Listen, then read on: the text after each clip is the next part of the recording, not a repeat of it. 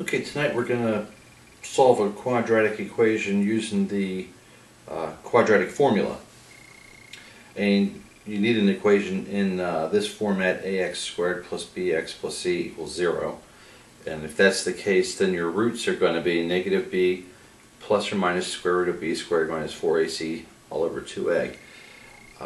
If you wonder where this formula comes from, we'll have to, maybe in a later video, we can actually derive that formula. It's an interesting little exercise to do. Okay, so let's see, what is our a, b, and c in this case? A is the coefficient of x squared, so that is what? 9. B is negative 5.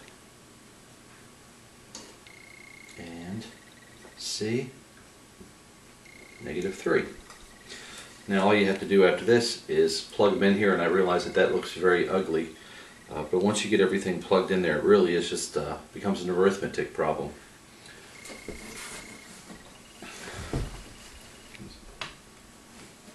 Let's see here.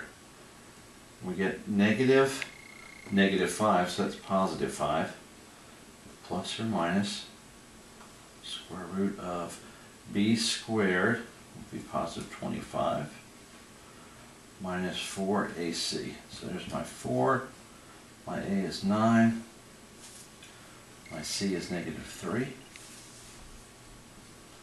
all over 2 times a, which is 9. Okay, let's multiply all this out. 5 plus or minus 25. And we've got a negative and a negative here, so that's going to be a positive in here. 36 times 3, that's 108 over 18.